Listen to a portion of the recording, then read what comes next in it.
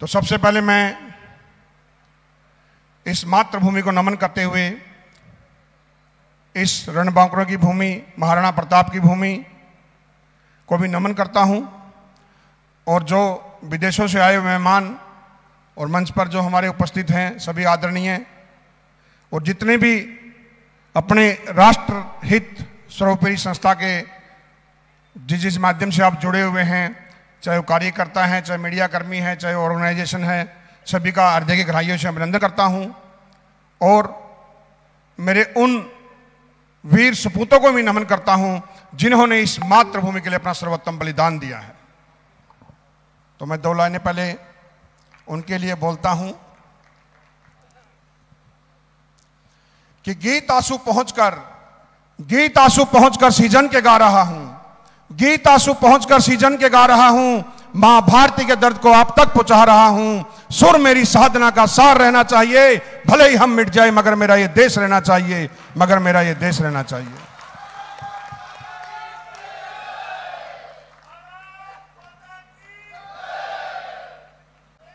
सारी दुनिया में अपनी पहचान मिटाकर चले गए, सारी दुनिया में अपनी पहचान मिटाकर चले गए, कुछ पल के लिए अपनी सारी खुशी अरमान लुटाकर चले गए।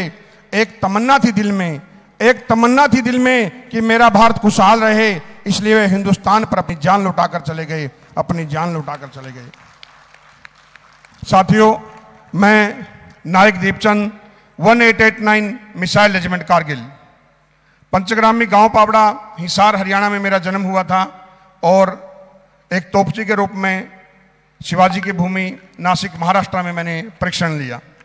सैनिकों के लिए कोई भी ये नहीं रहता कि मेरा ये कुछ है, सिविल्स में ही रहता है कि मेरी बिरादरी, मेरा ये, मेरा वो, नहीं। सैनिक में से हम हो जाते हैं।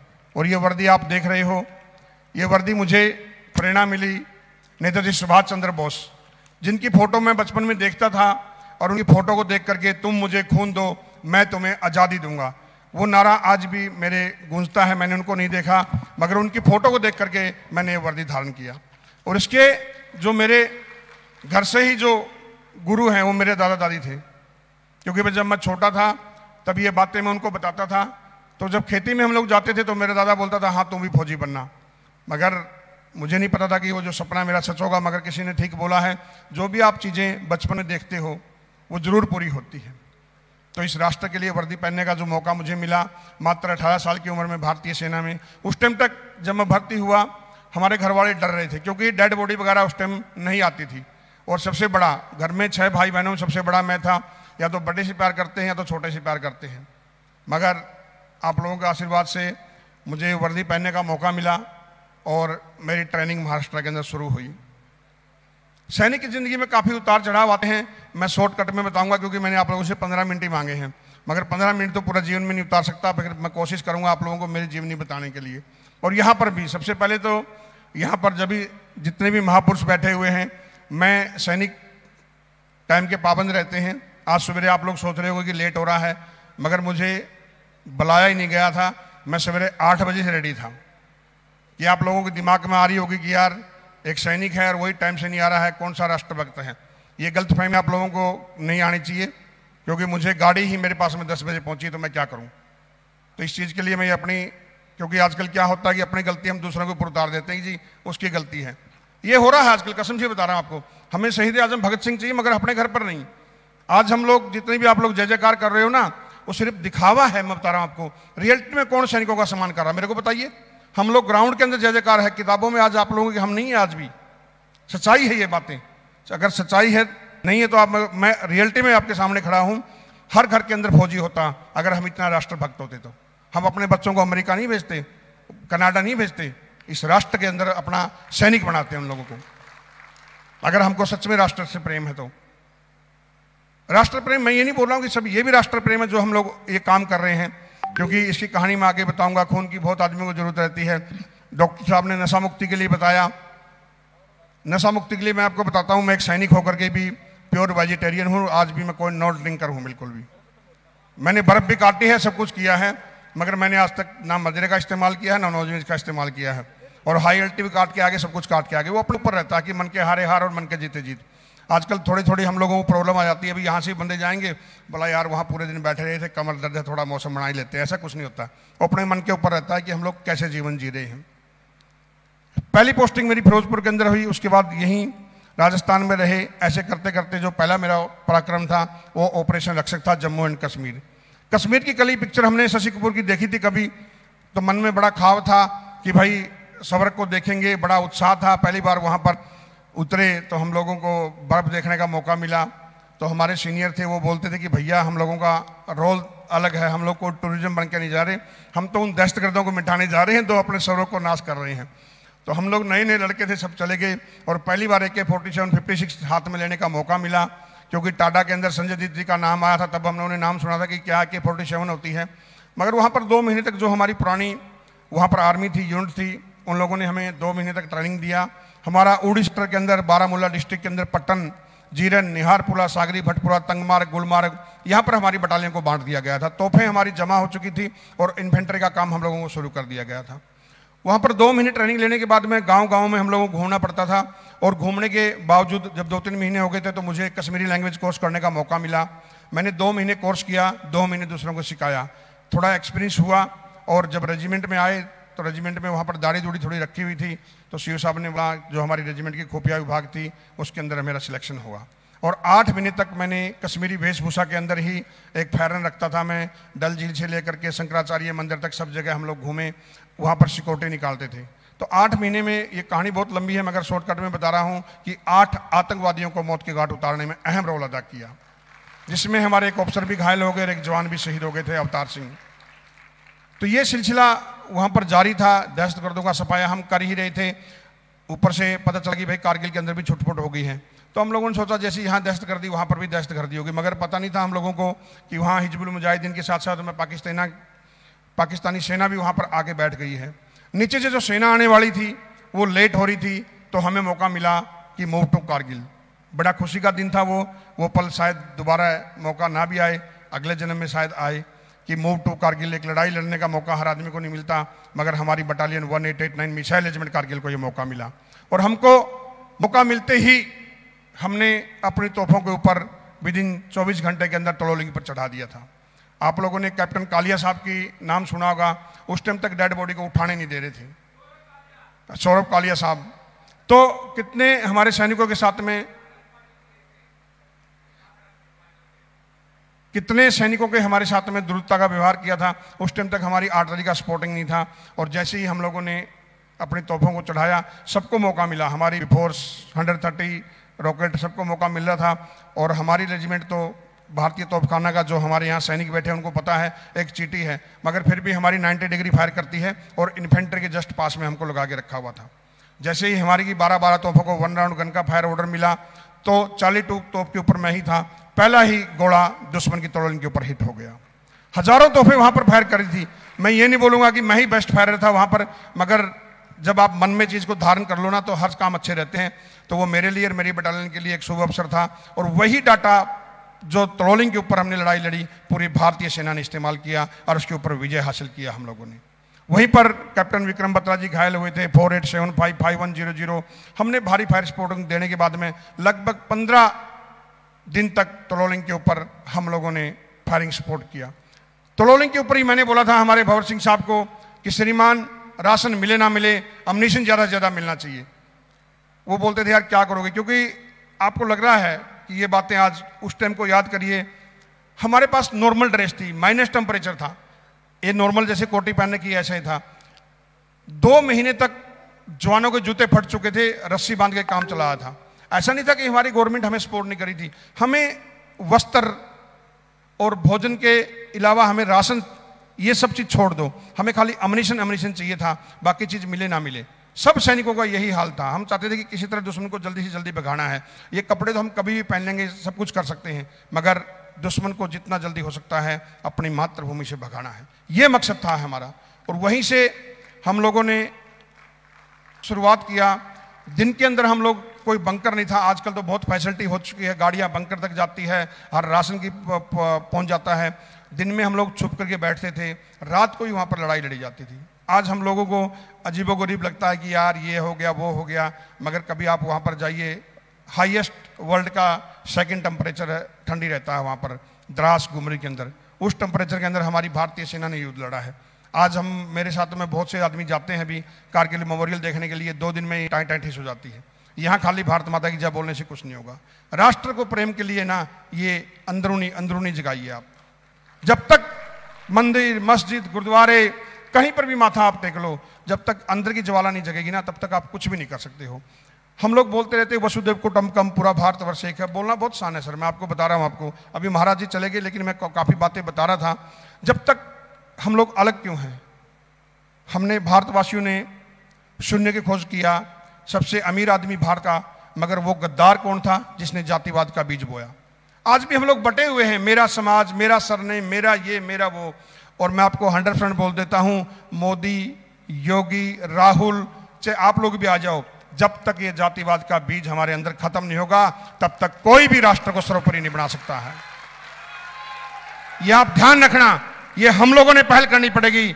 वसुदेव कुटुंबकम बोलने से कुछ नहीं होगा। जैसे हमारी भारतीय सेना भिन्न भिन्न क्षेत्र, भिन्न भिन्न प्रांतवाद से आती है और अनेकताओं में एकता की मिसाल होती है, वो है हमारी भारतीय सेना। उसको फॉलो करिए आप, अगर अपने राष्ट्र का भला चाहिए तो। यहाँ आप लोगों का एक बंदे का फोटो नहीं आया तो कल संस्था वालों को तुम लोग 10 गाली दोगे। मेरे को बुला लिया था, मेरा फोटो नहीं आया। कौन सा राष्ट्र प्रेम की बात कर रहे हैं हम लोग? मैं सच्चाई बता रहा हूँ आपको मैं। और आज भी जितने भी यहाँ जुड़े रहते हैं, सबसे मैं यही रोकना करता हूँ कि दिल से जुड़िए, हृदय से जुड़िए, तभी काम हो जाएगा। दूसरों कंधों पर बंदूक मत चलाइए, स्वयं के कंधे मजबूत रखिए। हम लोग सैनिक वही काम करते हैं, दूसरों के कंधों पर बंदूक नहीं चलाते हैं, स्वयं के कंधों पर मजबूत रखिए। कब तक दूसरे के सहारे चलोगे आप? ये बातें बतानी जरूरी भी है। 2 महीने तक हमने युद्ध लड़ा था और आज भी हम लोग ये कोई एहसान नहीं करे।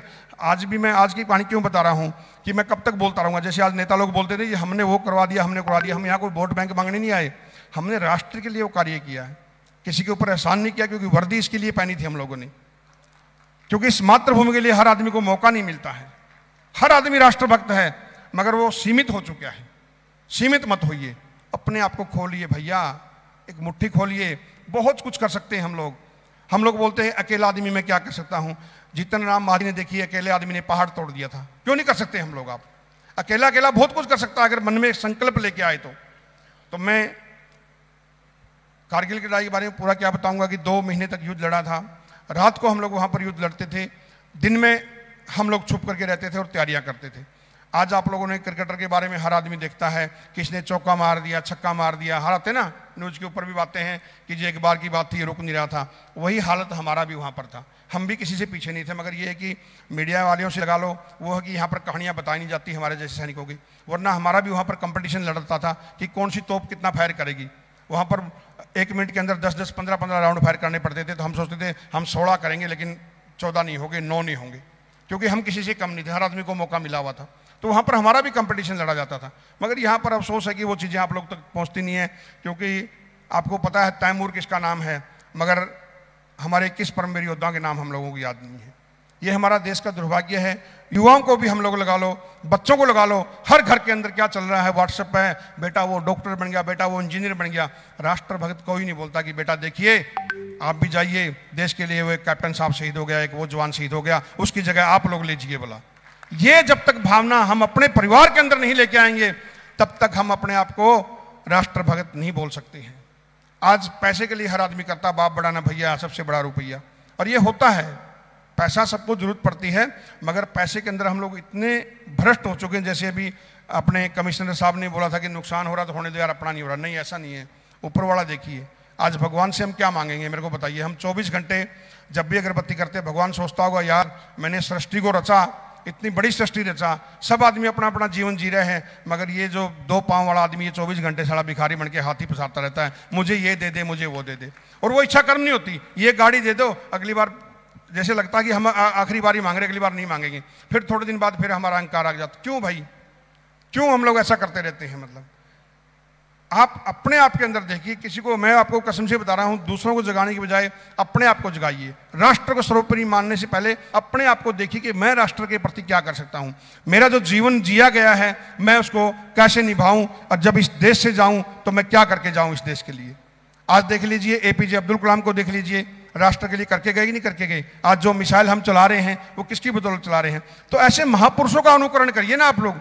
आज हम अंबानी का अनुकरण करते कि नहीं यार इतना बड़ा है। आजकल के युवाओं को बात कर रहा हूं, अभी सर ने भी बहुत लेक्चर दिए। युवा क्या कर रहे हैं? यूट्यूब से कितना पैसा मिलता है, कमेंट और लाइक कर दो। सारा देश की लड़ाई लड़ोगे तो कमेंट लाइक करोगे वहां पर?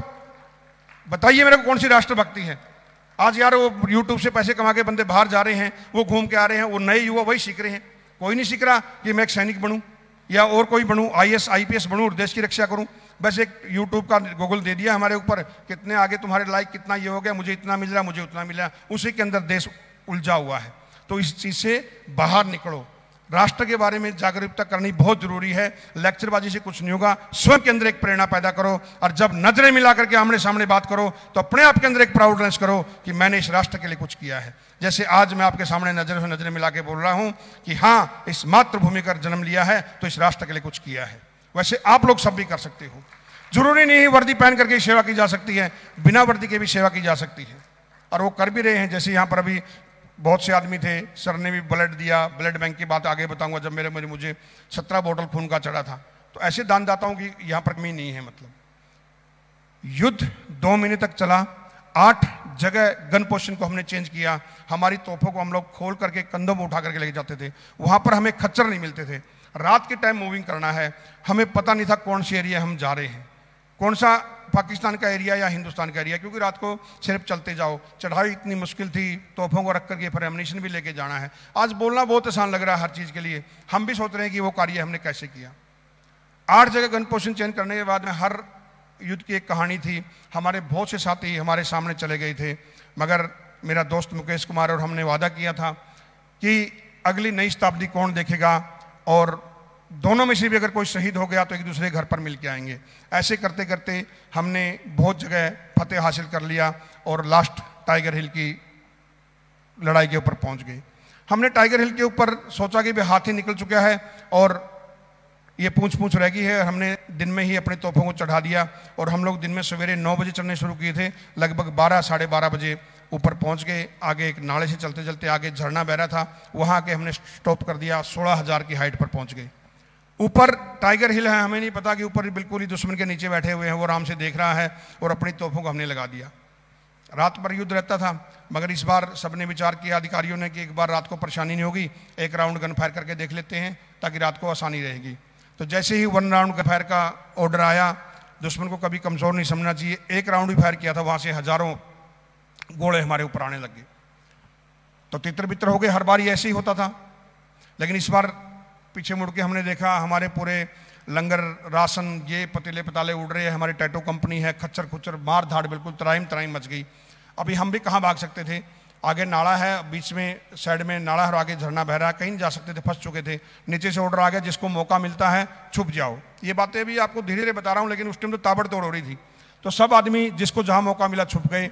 मैं और मेरा दोस्त मुकेश कुमार हर बार की तरह वहीं मैदान जंग में रुके हुए। सीनियर वो थे, मैंने बोला चलें, बोला नहीं चलेंगे। मैंने बोला जिसको ज़्यादा पेमेंट मिल रही है वो चले गए, हम दोनों क्या करेंगे? बोलता आपको डर लग रहा तो आप जाओ, दोनों लड़ेंगे। मैंने बोला ठीक है, दोस्ती पक्की है। मैं भी चुपचाप बैठा रहा और बम गिर रहे हैं हमारे पास में। चंद सेकंड बाद उसने बोला चलो चलते हैं, और हमारी AK-47 हमारी तोप के ऊपर रखी थी। वो AK-47 लेने के लिए इधर मुड़ा और मैं इधर, और भागा। भागने के बाद में जहाँ एक छोटा सा गड्ढे के अंदर हमारे धर्मगुरु पंडित जी कोमोती सिंह साहब, भाई हरि का नाम जपो ये करो, वो बैठे हुए थे, और हमने भी वहाँ पर अपनी मुंडी डाल दिया। 10 मिनट बाद फायरिंग बंद हुआ। कोमोती सिंह साहब को हम बोले साहब अभी तो चाहे हरि का नाम जपो या कुछ भी करो, जो होना हो तो होना ही है। 10 मिनट बाद उस छोटे से गड्ढे के अंदर 16,000 की हाइट है, ऑक्सीजन की कमी है, 90 आदमी एक के ऊपर एक थे, किसी का भी दम घुटने से मृत्यु नहीं हुई। आज भी हम अचंभित थे कि भाई 90 आदमी उसके अंदर कैसे आ गए। और हर बार की तरह जान माल का क्या नुकसान हुआ, क्योंकि काफ़ी सैनिक हमारे दोस्त चले गए थे। तो इस बार भी जैसे हुआ तो हम दोनों की रिपोर्ट लग चुकी थी। बोले दूसरा कहाँ है? मैंने कहा सर वो उधर गया। बोले चलो उसको तो बाद में देखते हैं, तुम लोग हर बार पंगा करते रहते हो, अभी अभी चलो। तो पापा बेंट्री इधर, क्यों भी बेंट्री इधर, हेडक्वार्टर हमारे पीछे था। तो जैसे चलने लगे तो ऐसे मांस के टुकड़े पड़े हुए। तो हमारे सामने हमारे खेमराज राणा सर थे। हमने बोला सर ये क्या है? तो बोला इतनी फायरिंग हुआ, कोई पक्षी होगा। थोड़ा आगे बढ़े और एक मांस का टुकड़ा मिला। तो बोले सर ये, बोला यार कोई गीद आ गया होगा। मगर जस्ट थोड़ा सा आगे बढ़े, वहाँ पत्थर के नीचे उसने बोला मुकेश, और वो राणा सर ऐसे नीचे बैठ गए। मेरे दोस्त की यहाँ से गर्दन उड़ी हुई थी। ब्लड चल रहा है, धड़कन चल रही है, नब्ज चल रही है, मगर गर्दन नहीं है। ये देख करके सब सुन रह गए। हमने तो जीने मरने की कसम खाई थी। मैंने अपना नॉर्मल कोट निकाला और उसको लगाया और इन्हीं हाथों में उन्होंने आखिरी सांस लिया। आज वो दिन याद आते हैं तो बहुत पीड़ा होती है हम लोगों को कि हमने क्या क्या कुर्बानियां दिया हुआ है। उस टाइम मुझे दिल में यह आया था कि मैं इनकी जगह मैं क्यों नहीं गया। यही हमारा सैनिकों का फर्ज बनता है कि एक दूसरे के लिए कुर्बान हो जाना। एक भाई से बढ़ के दोस्त को हमने खोया हुआ है। आज 24 साल हो गए हैं इन बातों को, मगर आज भी जब वो बातें याद आती हैं तो दिल भावुक हो जाता है। आज हम लोग छोटी छोटी बातों को लेकर बैठ जाते हैं कि सैनिक क्या करते हैं। सैनिक बहुत कुर्बानियां देते हैं। वो किसके लिए देते हैं? हम आवाम के लिए, हम पूरे हिंदुस्तान के लिए कि आप लोग सुकून की जिंदगी जियो। हमें कोई गम नहीं रहता है, हमारा परिवार भी साइड में रहता है, भाई आप लोग ठीक ठाक से रहो। मगर बड़ा अफसोस होता है कि यहां पर इतना कुर्बानियां देने के बाद में भी जिस राष्ट्र के बारे में हम सोचते हैं वो राष्ट्र के बंदे नहीं समझते। उनको सिर्फ धर्म के बारे में, जातिवाद के बारे में 24 घंटे दंगे फसाद चाहिए। मतलब कई बार बहुत दुख होता है कि क्यों इन लोगों के लिए हम लोग अपनी जान लुटा रहे हैं। वादे के मुताबिक मेरे को डेड बॉडी के साथ उनके साथ जाना था, मगर सीओ साहब ने बोला एक लेयर चला गया, दूसरा तुम जाओगे तो लड़ाई कौन लड़ेगा। फिर मैंने रिक्वेस्ट किया, सर मेरा वादा किया हुआ था। बोले बेटे ठीक है, वादा चलता रहता है, लेकिन टाइगर हिल की लड़ाई चल रही है, कौन चलाएगा? दो तो ऑफलोड हो जाएगी, ऊपर से रिपोर्ट लग जाएगी, बड़ा नुकसान होगा। मगर मेरे को गुमरी मतियान जहाँ पर पार्थिव शरीर रखे जाते हैं वहाँ तक परमिशन मिली। मैं अपने दोस्त के पार्थिव शरीर को 4:30 बजे लेकर निकला और रात को 2:30 बजे वहाँ पर पहुँचा। बाकी भी डेड बॉडियाँ रखी थी, मैंने भी अपने दोस्त के डेड बॉडी को रखा। पार्थिव शरीर को जो निशान चेक करने होते किया, अंतिम प्रणाम किया और अगरबत्ती लगा करके पाँव को हाथ लगा के कसम खाई कि दोस्त तेरी शहादत का बदला हम जरूर लेंगे। वापस टाइगर हिल के ऊपर आए। उस दिन हमने युद्ध नहीं लड़ा, तैयारी किया, भरपूर तैयारी किया और अगले 3 दिन तक भारी फायर सपोर्ट देकर के टाइगर हिल के ऊपर तिरंगा लहरा करके अपनी दोस्त के शहादत का बदला लिया।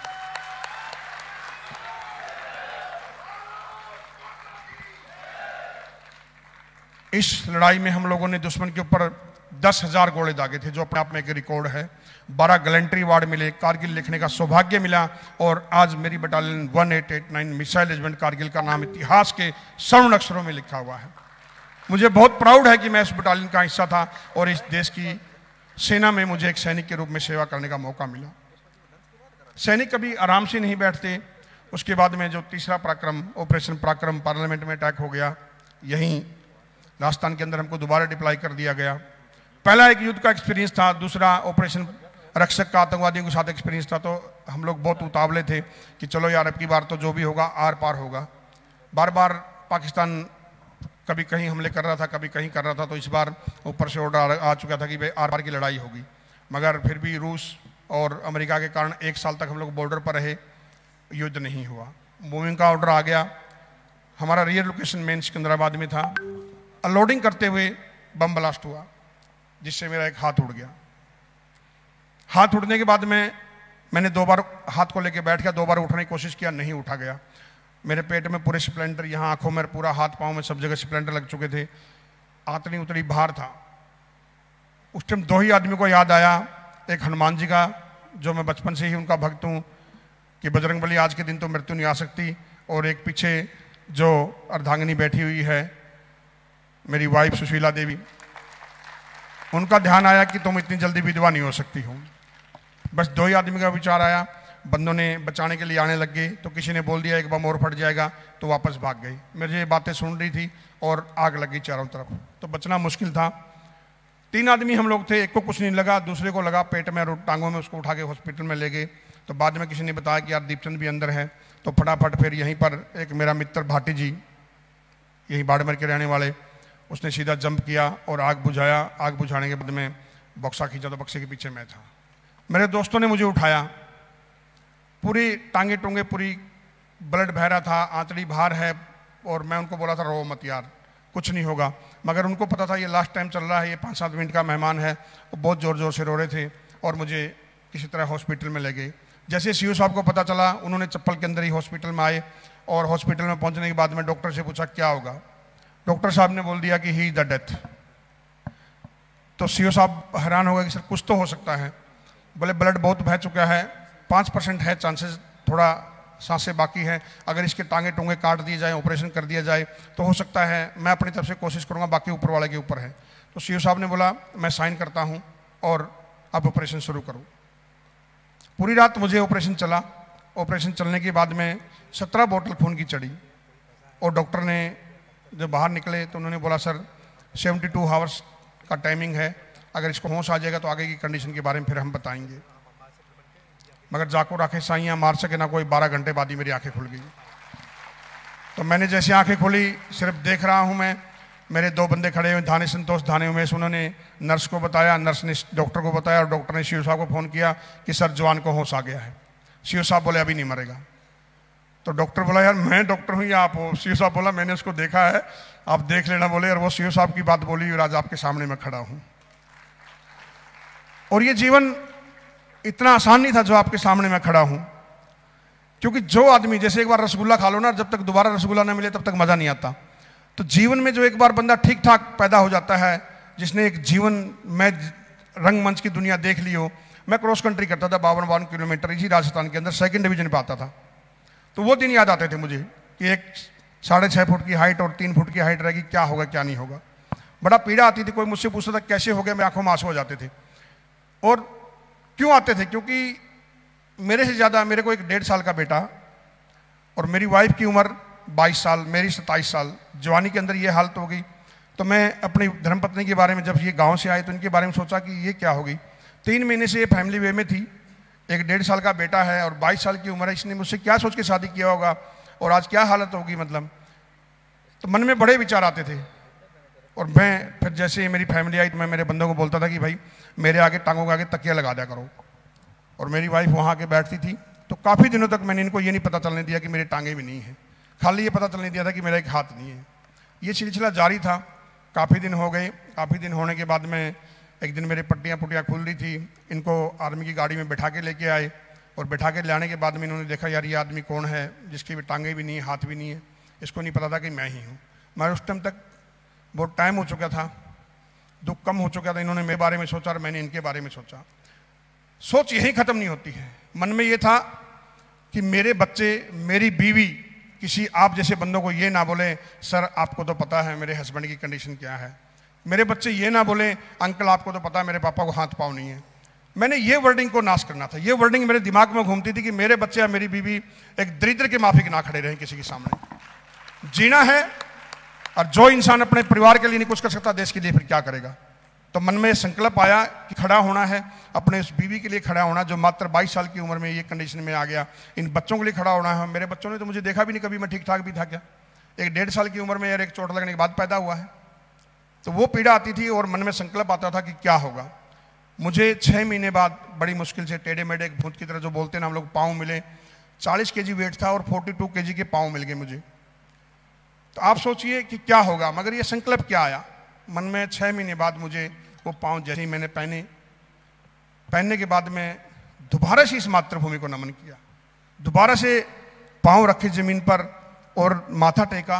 और माथा टेक करके एक सैनिक हूँ, एक आशीर्वाद मांगा कि हे माँ, जैसे तूने मुझे बचपन में चलना सिखाया, दोबारा से मुझे वो आशीर्वाद दे कि मैं दोबारा से इस धरती के ऊपर अपना पूरा जीवन जी सकूँ। और आज आपके सामने देख रहे हो, आज कदम रुक नहीं रहे हैं मेरे। ये वो पाँव नहीं जो मुझे पहले मिले थे। इस पाँव की कहानी है, जब मैं लेटा रहता था तो मुझे बड़ी पीड़ा होती थी कि जीवन जीने में ये अपाहिज की ज़िंदगी नहीं जीना है। तो मैंने डॉक्टर साहब को बोला मुझे ऐसे हाथी की टांग कट जाए तो ऐसे ऐसे टांगे दो। ये बिना स्पोर्ट के टांगे हैं। ये पहला आदमी हूँ हिंदुस्तान का मैं जिसको कोई बेल्ट नहीं है, खाली ऐसे टांगे हैं। देखो आप, कोई भी स्पोर्ट नहीं इसको। तो डॉक्टर साहब ने बोला ऐसा हुआ नहीं कि आप ये टांगे पहनोगे। मैंने बोला, बताया मैंने। और उस टाइम कीमत क्या थी इनकी, मात्र 5000 रुपया। मगर सब ने मना कर दिया। नीचे वालों को पटाया। 6 महीने तक मैं तू चलती रही। डॉक्टर को जब भी मैं आता, किसी का कोई पॉइंट मैं हाथ खड़ा कर देता। बोला ठीक है। मेरी रेजिमेंट में फ़ोन कर दिया कि इसका 10 नंबर फार्म भर देंगे, यह गवर्नमेंट करता रहता है। तो मेरे सीओ ने बोला भैया बेवकूफ़ मत बन, क्या चाहिए तेरे को। मैंने बोला साहब टांगे। बोला वो जो बोल रहे वही करनी, तो 10 नंबर फार्म भर देंगे, पंगा हो जाएगा। मगर मेरे मन में कुछ और विचार चल रहा था। मैंने दोबारा से बोला और जैसे पॉइंट पूछा, डॉक्टर साहब ने बोला ठीक है कोई प्रॉब्लम नहीं। कमांडर साहब ने बोला हाँ ठीक है। मैंने 4 पाई से जंप कर दी नीचे नंगे पाँव। तो नंगे पाँव जंप कर दिया तो बंदे बोले उठाओ टाँगे टोके खुल जाएगा। मैंने बोला कोई हाथ नहीं लगाएगा और मैं भावुक हो गया। और मैंने बोला मैं क्या चीज़ मांग रहा हूँ आपसे, डुप्लीकेट चीज़ ही तो मांग रहा हूँ ना, एक बार विश्वास तो करिए ना मेरे ऊपर कि मैं चल के दिखाऊंगा आपको। बोला ऐसे हुआ नहीं। मैंने बोला मैं बोल रहा हूँ एक बार आप देखो तो आप। तो डॉक्टरों से पूछा कि क्या हो सकता है, बोले सर रिस्क ले लेते हैं। और नीचे वाले स्टाफ को मैंने बताया था, बोले यार हमारी बेइज्जती नहीं हो जाए, नहीं तो उन्होंने बोला पेमेंट आपसे करवाएंगे। मैंने बोला विश्वास करिए। उन्होंने मुझे विश्वास किया और फिर ये टांगे बनाई, और इन टांगों में पहनने के बाद में मैंने कमांडर साहब के सामने फुटबॉल खेल के दिखाया। तो कोई चीज़ भी आज असंभव नहीं है कि आप सोचो कि ये क्यों किया मैंने, ये क्यों किया। नहीं, मैंने ये किसी और के लिए नहीं किया, मैंने मेरे लिए किया। मैं भिखारियों की ज़िंदगी नहीं जीना चाहता था, असहाय की ज़िंदगी नहीं जीना चाहता था, क्योंकि मैं एक सैनिक भर्ती हुआ था और जाऊं तो अपने पांव पर चल के जाऊं, न कि किसी दूसरों के। जाते तो हम दूसरों के कंधों पर ही हैं, मगर जब तक भी शरीर के अंदर सांसें हैं तब तक आप अपने दम पर जिए, असहाय मत बनिए। उम्र कोई बाधा नहीं रख सकती है।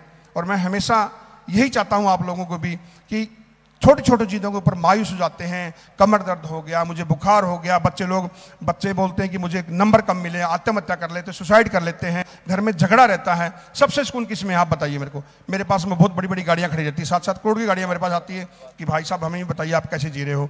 सबसे बड़ा जीने का सुख होता है ना, वो हमारे अंदर आत्मा के अंदर है, अपने बाजुओं के अंदर है, दूसरों के कंधों पर नहीं। दूसरों के कंधों पर अंतिम यात्रा में जाइए आप। और सबसे जरूरी होता खुश नसीब। आपसे आपके बीवी बच्चे कुछ नहीं। हमारे घर में क्या रहता है, कलेश रहता है। देखो आप कुछ भी बात नहीं होगी, सारा एक पाव दूध के ऊपर ही झगड़ा हो जाएगा, नाम न कोई मतलब नहीं होता। तो आप अपने परिवार को देखिए।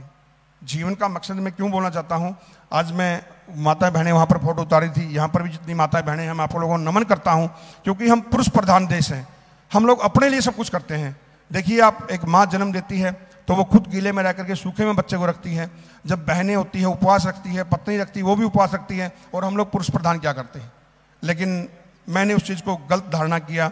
मैं आज भी मेरी बीवी के लिए व्रत रखता हूं जब वो करवा चौथ का व्रत रखती है। तो जब मैं शुरुआत क्यों बोल रहा हूं, मेरे 2 बच्चे थे, किसी बेटी को मैं भी पालन पोषण करके कन्यादान दे सकता था, मगर मैंने 1.5 साल की बेटी को अडॉप्ट किया। आज वो 10वीं क्लास के अंदर है। तो मेरी एक आज बेटी है। मैं गर्व से बोल सकता हूं कि मैं भी एक बेटी का बाप हूं। कन्यादान देने से आप बाप नहीं बन सकते हो, आप उसका मल मूत्र धोगे तब आपको पता चलेगा कि बाप की अहमियत क्या होती है। आज आप जैसे बंदे मुझे भी उस टाइम बोल रहे थे, अरे दीपचंद जी आजकल तो 2 बच्चों का पालन पोषण बड़ा मुश्किल हो जाता है, आप तो इस कंडीशन में हो, ये था वो था। मैंने बोला सर कंडीशन को आप मत देखो, इसको देखो, मेरे दिमाग को देखो। आप माइंड के अंदर आप देखिए क्या चल रहा है आपके अंदर, और माइंड से हर काम कर सकते हो। आज भी मैं बहुत काम करता हूँ, मैं खाना खुद बनाता हूँ, सब कुछ करता हूँ। और ये मैं क्यों बताना चाहता हूँ, यहाँ पर हम लोग छोटी छोटी है, किसी को हार्ट की प्रॉब्लम है, किसी को ये प्रॉब्लम है, किसी को वो प्रॉब्लम है, हम छोटी छोटी चीज़ों लेके बैठ जाते हैं। यहाँ प्रोग्राम में भी देखिए, आप मेवा सिंह के पास कल फोन आ जाएगा, अरे मेवा सिंह मैं तो आने वाली थी लेकिन थोड़ा सा यार मेरे को सिर में दर्द हो गया था, इस कारण से नहीं आ सके। मतलब बहानेबाजी हर जगह मिलेगी आप लोगों को। तो बहानेबाजी मत मारिए और इस राष्ट्र के लिए काम करनी। बार बार बोलने की किसी को भी जरूरत नहीं कि हमने क्या किया है। मैं ये स्वयं के अंदर आप जब शीशे में देखो ना, तब आपको एक अलग से आनंद आना चाहिए कि नहीं, मैंने इस मातृभूमि पर जन्म लिया, भारत भूमि पर जन्म लिया है और मैं इसके लिए कुछ करके जाऊंगा। किसी को पेपर वाले में न्यूज बारी में दिखाने की जरूरत नहीं है। ये न्यूज वालों की मैं क्यों बात कर रहा हूं, हमने इस राष्ट्र के लिए जब युद्ध लड़ा था ना, और मेरे पीछे जो महापुरुष बैठे हैं उन्होंने 71 का वार लड़ा ना, तो उस टाइम तो कोई मीडिया नहीं थी ना, ठीक है। और आज भी जितने भी यहाँ पर काफ़ी हमारे सीनियर्स बैठे हुए हैं, तो क्या कैमरे को देख के हम लोग, आज देखिए आप नेता क्या करते हैं, कैमरा आएगा तो टक टक टक टक बातें होगी तोता की तरह, जैसे कैमरा चला गया बोले भागो भागो भागो भागो। तो क्यों भैया, कौन सी हम राष्ट्रभक्ति की बात कर रहे हैं। राष्ट्रभक्त हैं, मैं ये नहीं बोला आप लोग नहीं हो, राष्ट्रभक्त है हमारी हिंदुस्तान की सेना। 2 मिनट के लिए भी अगर भारतीय सेना सरहदों से ऊपर हट जाएगी ना, वो हमारी ऑक्सीजन है। ऑक्सीजन जैसे ऑक्सीजन 1 सेकंड आप सांस रोकिए, अगला प्राण आपको पता नहीं चलेगा कब उड़ जाएंगे। उसी तरह अगर 2 सेकंड के लिए भी भारतीय सेना वहां से उड़ गई, ये चकाचौंध की जिंदगी हम भूल जाएंगे। मतलब दिखावे की जिंदगी मत करो भैया, मैं आपको ये बोल रहा हूं। दिखावे की जिंदगी जब तक आप जियोगे तब तक आप दुखी ही रहोगे। आप हमेशा ये सोचते हो मेरे लिए क्या किया, मेरे लिए क्या नहीं किया, मैं किसके लिए क्यों करूं। अरे आप कौन हो करने वाले, मेरे को ये बताइए। क्या लेके आए थे, क्या लेके जाओगे। हम ये बातें बोलते तो हम अगर अंदर ग्रहण नहीं करते हैं। हमें हर जगह ये रहता है कि मैं आऊँगा सर, मेरा सामान होगा तो मैं आ जाऊँगा, मुझे ये करवा दोगे तो मैं आ जाऊँगा। मतलब क्यों भाई, फिर क्या हो जाएगा, 2 ब्लड बढ़ जाएगा क्या, 2 खून बोतलें नहीं बढ़ता। तो इसलिए ना इस राष्ट्र के लिए करना है। हर 2 मिनट में कविता के माध्यम से आपको जो मेरी जीवनी जो अभी मैंने आपको बताई है वो बताता हूँ। जब मुझे चोट लगी आप लोगों ने देखा भी होगा, और कविता के माध्यम से समझने की कोशिश करेंगे। युद्ध भूमि की लड़ाई जो मैंने 99 की लड़ी थी, और एक लड़ाई जो मैं हॉस्पिटल में लड़ रहा था, दोनों में, क्योंकि बहुत से सैनिक हैं वो ये कहानी बताने के लिए जीवित रहते नहीं हैं, चले जाते हैं या तो, और कोई 1-2 मेरा बचता है तो उनको मौका नहीं मिलता। आज मुझे मौका मिला है आप लोगों को रूबरू कराने के लिए। तो एक जो जीवनी मेरी बीती है वो कविता के माध्यम से मैं बताता हूँ। एक लड़ाई खत्म हुई, एक लड़ाई खत्म हुई दूसरी शुरू, एक लड़ाई खत्म हुई दूसरी शुरू, लड़ाई वो शत्रु से थी, यह लड़ाई मृत्यु से है।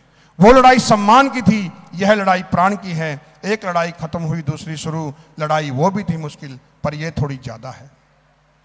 और जब मुझे चोट लगी, युद्ध हो और खून बहे, युद्ध हो और खून बहे, सेना में आम कहानी है, पर आज बारी है मेरे खून से धरती की प्यास बुझानी है। युद्ध हो और खून बहे, सेना में आम कहानी है, पर आज बारी है मेरे खून से धरती की प्यास बुझानी है। विश्वास हमेशा रहता था हर युद्ध जीत कर आऊंगा, पर आज लग रहा इस युद्ध में जीत ना पाऊंगा। एक लड़ाई खत्म हुई दूसरी शुरू, लड़ाई वो भी थी मुश्किल पर यह थोड़ी ज्यादा है। जब आपको बता था स्टोर से मेरे दोस्त मुझे उठा रहे थे, मेरी आंतरी उतरी बाहर थी, उस युद्ध में इस युद्ध में क्या अंतर होता था।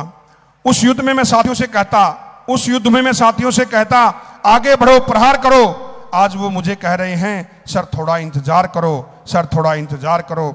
लड़ाई थी वो साहस की और थी वो धैर्य की, लड़ाई ये भी है साहस की पर है ज्यादा शौर्य की। एक लड़ाई खत्म हुई दूसरी शुरू, लड़ाई वो भी थी मुश्किल पर यह थोड़ी ज्यादा है।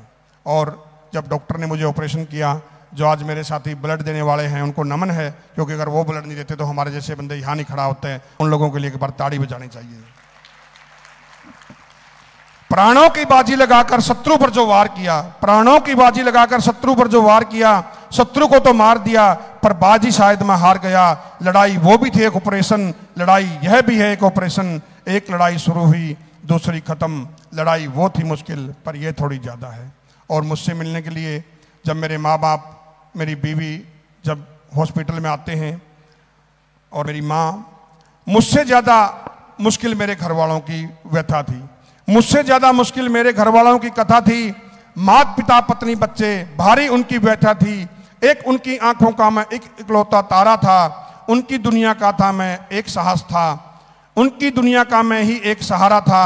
लड़ाई मेरी थी मुश्किल पर उनकी थोड़ी ज़्यादा थी। एक लड़ाई खत्म हुई दूसरी शुरू, लड़ाई वो भी थी मुश्किल पर यह थोड़ी ज़्यादा है। पूरी रात जब मेरे साथ 17 बोतल खून का चढ़ने के बाद में 72 घंटे का मुझे चांस मिला था, मगर 12 घंटे बाद ही मेरी आंखें खुल गई। उस टाइम आंख खुली, एहसास हुआ, आंख खुली, एहसास हुआ, जीवित हूँ इतना विश्वास हुआ। आंख खुली, एहसास हुआ, जीवित हूँ इतना विश्वास हुआ। सीओ साहब बोले ये लड़ाई हम जीत गए, और डॉक्टर साहब मुझसे बोले ये लड़ाई भी हम जीत गए। एक लड़ाई खत्म हुई दूसरी शुरू, लड़ाई वो भी थी मुश्किल पर यह थोड़ी ज्यादा है। ये तात्पर्य कोई बनावटी कहानी नहीं है, एक सैनिक की जीवनी के ऊपर है। जो एक सैनिक, आज भी हम शहीदों को हर बार नमन करते हैं, एक शहीदों के नाम दीपक जलाते हैं, मगर जो हम डेली शहीद रहते हैं हम लोगों को भूल जाते हैं। हमारा कहीं भी कॉलम नहीं रहता है। अगर आप लोग ये सोचिए कि हमने उन शहीदों के साथ साथ में जो आज रियलिटी में जिंदा शहीद बंदे घूम रहे हैं, उनको भी कभी मौका देना चाहिए। इस संस्था ने हमें मौका दिया, मैं सभी का हृदय की गहराइयों से अभिनंदन करता हूं। और आप लोगों को मैं यही बोलता हूं कि फोटो सीजन ना करते हुए रियलिटी में है उन सैनिकों के लिए हमने क्या करना है। आज भी हम कोई शहीद हो जाता है, जैसे सर ने भी बोला, बहुत आदमी आ जाते हैं झंडे डंडे लेकर के, पाकिस्तान मुर्दाबाद, चाइना मुर्दाबाद, और जब उस परिवार को जरूरत रहती है, आज भी देखिए हमारी एक पुलवामा की बहन धरने पर बैठी हुई है, क्यों ऐसा नौबत आती है। और आज हम लोग जितने पीछे बैठे हैं, आगे बैठे हुए ना, हम लोगों ने एक पार्टी को पकड़ लिया है, राष्ट्र को नहीं पकड़ा हम लोगों ने, एक पार्टी को पकड़ लिया। पार्टी राष्ट्र नहीं है, ये ध्यान रखिए आप लोग। पार्टी राष्ट्र नहीं है, राष्ट्र स्वरूपी तभी होगा जब आप राष्ट्र को पकड़ोगे। तो आप उनके लिए देखिए क्यों ऐसी नौबत आती है। आज जितने भी हमारे महापुरुष संसद के अंदर बैठे हुए हैं, उनका बिल पास करने के लिए उनके ऊपर कोई नहीं होता। वो सब आदमी इकट्ठा होकर के अपना डिसीजन बनाते हैं कि इतना बढ़ा देते हैं और मोर मार देते हैं। और आपकी मेरी सब कुछ बढ़ाने के लिए एक बैठता है, पूरा पैनल बैठता है, तब जाकर के पता चलता है कि इसका 2% डीए बढ़ाए या ना बढ़ाए। और ये उदाहरण क्यों बोलता हूँ, हर चीज़ चेंज करने के लिए बात आती है। आज नारियों को भी जिन्होंने सम्मान मिला, जैसे भोले जी ने आज बाबा साहब भीमराव अम्बेडकर का जो प्रतिमा दिया हुआ है, उन्होंने हमें ये अधिकार दिया है कि आज हमारी उस अधिकारों की बदौलत ही हमारी एक नारी शक्ति आज राष्ट्रपति पद के ऊपर मनोनीत है। तो ऐसे वीर महापुरुषों को हमने नमन करना चाहिए, चाहे वो महाराणा प्रताप जी हों, चाहे वो छत्रपति शिवाजी महाराज हों, मगर वो किताबों में सिमट के रह गए हैं। आज हिंदू मुसलमान देखिए, अगर हम इतिहास उठाते हैं तो कौन किसका भक्ता देखिए आप लोग। जब देश आज़ाद हुआ था तो हम हिंदू मुसलमान एक ही थे ना। फिर आज क्या हो गया है, जन्मजात कोई हिंदू मुसलमान नहीं रहता था। मैं तो बोलता हूँ कि क्या पड़ा हुआ कि कौन कहाँ हुआ, राष्ट्र सर्वोपरि होना चाहिए। अभी कोरोना में हम लोगों ने देखा कितनी महामारी आ गई जी, सबके पास में पैसा धरा धरा रह गया था, मगर फिर हमारे अंदर घमंड हो गया, मतलब कि यार अंकुरित हो गया हमारे अंदर। तो इस घमंड को त्यागो, तभी हम राष्ट्रभक्त हो सकते हैं, वरना नहीं हो सकते हैं। बिल्कुल ये मेरी बातों को ध्यान में रखिए, तभी हम आगे बढ़ सकते हैं। 2 लाइनें राष्ट्र के लिए बोल करके मैं अपनी वाणी को यहीं विराम देता हूं कि हे जन्मभूमि भारत, हे जन्मभूमि भारत, हे कर्मभूमि भारत, हे जन्मभूमि भारत, हे कर्मभूमि भारत, जीवन सुमन दाकर आराधना करेंगे तेरी, जन्म जन्मांतर वंदना करेंगे तेरी। हे जन्मभूमि भारत, हे कर्मभूमि भारत, हे वंदनीय भारत, हे अभिनंदनीय भारत। भारत माता की, भारत माता की, भारत माता की, वंदे वंदे वंदे। बहुत बहुत आभार सभी मारवाड़ के सपूतों का जो आप लोगों ने हमें टाइम दिया। जय हिंद, जय भारत। दीपचंद जी, आपसे मेरा अनुरोध सर, हमारे पब्लिक में बहुत सारे लोग, बहुत सारी बातें आपने कहा कि 15 मिनट में सब कुछ सुनाना संभव नहीं है। आपने कहा एक लड़ाई वो भी थी, एक लड़ाई ये भी है, और आप जिस तरीके से स्वाभिमान और खुददारी के साथ जीना चाहते हैं और जी रहे हैं, उसमें कहीं कहीं वो संस्कार जैसे हम इस दुनिया में आते हैं, वो हमारी माँ और मातृभूमि इलान देनी आपनी हालर ये हो रहा है। मारे मारवाड़ी में भी आई बात कहे, आप हरियाणा रो जामा सपू तो देश रहा अरे कहीं अपारी माया जगी है, बहने है, बे सुननो चाहे आपरी माँ रे बारे में जगह था जैसे वीर सपूत ने पैदा करो। ये बातें सही बोला, मेरी माँ थोड़ी लालच कर देती पैसे पूछों का और मैं मेरी माँ को हमेशा बोलता हूँ एक प्राउड होना चाहिए आपने कि एक ऐसे बेटे को जन्म दिया है। मतलब हम 6 भाई बहनों में से मैं ही अकेला गया हूँ, तो मैं अपनी माँ को भी नमन करता हूँ, अपने पिताजी को भी नमन करता हूँ, क्योंकि आज मैं यहाँ पर भी हूँ तो उनकी बदौलत नहीं हूँ। अगर मेरी माँ नहीं होती या मेरे दादा दादी नहीं होते तो मैं यहाँ कहाँ होता, मतलब। तो आज जो युवा भी बोलते रहते हैं, जैसे मेरे को कई बार मेरे बच्चे बोलते रहते हैं, मैं मेरे बच्चों की कहानी नहीं बताई क्योंकि टाइम बहुत कम था। मैंने मेरे छोटे बच्चे को जब वो पैदा हुआ था, मेरी वाइफ कई बार काम के सिलसिले में बाहर जाती थी, तो मैं मानोगे नहीं, मैं किसी का सहारा नहीं लेता था। 2 मिनट के लिए बैठ जाइए, 2 मिनट सुनाई देता हूँ। मैं अपने बेटे को गुरु कैसे माना। एक बार मेरी वाइफ बाहर गई हुई थी, घर पे कोई नहीं था, मेरा छोटा बच्चा मात्र तुतला के बोलता था, 2.5 से 3 साल का। उसने बोला बिस्कुट चाहिए, मैंने बोला पड़ोसियों को बुलाता हूँ, तो उसने बोला बुलाने की जरूरत नहीं। मैंने बोला क्या करना है, बोले इधर आओ। उसने मेरे को बोला ये जो अपना किचन के अंदर स्लेब रहता है जिसमें हम लोग फट्टा बोलते हैं या पत्थर बोलते हैं, उसने बोला वहाँ पर मुझे बिठाओ। उसको मैंने वहाँ बिठाया और उसने मेरे कंधे की तरफ इशारा किया और मैंने उसमें फिर कंधे पे बिठाया और बोला अभी चलो। और मैं कंधे पे लेकर के जहाँ बिस्कुट रखे थे वहाँ गया और उसने बिस्कुट उतार दिया और सेम पोजीशन मैंने उसको वापस बिठा दिया। तो मैंने मन में विचार आया कि जो बच्चा तुतला के बोलता है, ये भगवान ने मेरे लिए दरवाज़ा खोला है कि मैं हर किसी को बुला लेता हूँ, सर थोड़ा ये करना, थोड़ा वो करना। तो आप मानोगे नहीं, मात्र 2.5 से 3 साल बच्चे के मैंने पाँवों का हाथ लगाया कि बेटा तू साक्षात मेरा गुरु है और आज से मैं तेरा गुरु मानता हूँ। ये जो शिक्षा तूने आज दी है ना, वो मेरे लिए दी है, मेरी आंखें खोली है, भगवान तेरे थ्रू ने तेरे सहारे बुलाया है कि किसी के सामने झुकना नहीं है।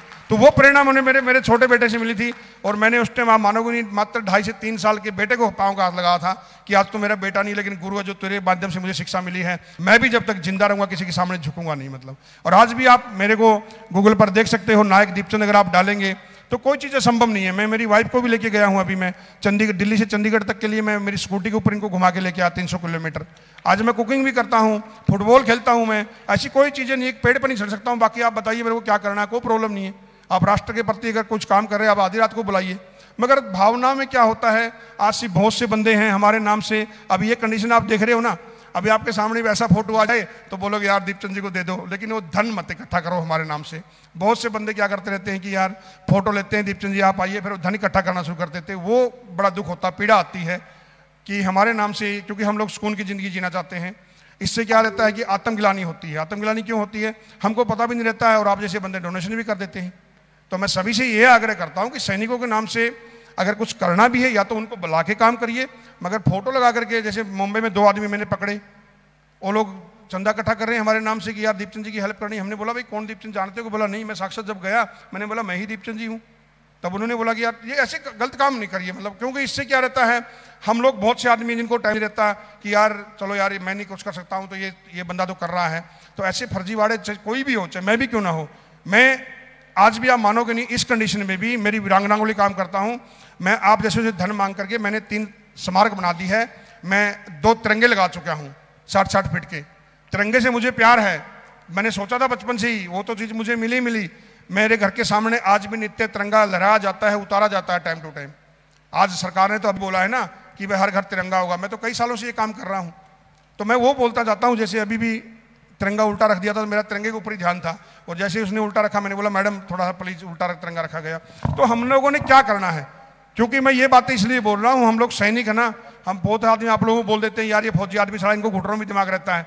बिल्कुल सच्चाई बोलते हैं, हम दुश्मन के सामने घुटने टेकते नहीं है। या तो तिरंगा लहरा के आते हैं या उसके अंदर लिपट के आते हैं, मगर घुटने नहीं टेकते किसी के सामने। मतलब तो जो बच्चे आज ये सोच रहे हैं कि भाई माँ बाप ने कुछ नहीं किया, आज भी हम अपने बुजुर्गों को बोलते रहते हैं, आज हम गांधी जी को गाली देते हैं, मगर गांधी जी जेब में तो है ना हमारे, फाड़ दो ना उसको, इतनी नफरत है तो अपने बुजुर्गों को ये मत सोचो कि हमारे बुजुर्गों ने कुछ नहीं किया हुआ है। बुजुर्ग ना होते तो हम यहाँ कहाँ होते, बताइए मेरे को आप। उनके बिना कुछ नहीं है। वसुदेव कुटुंबकम की शुरुआत तो वहीं से हुई थी।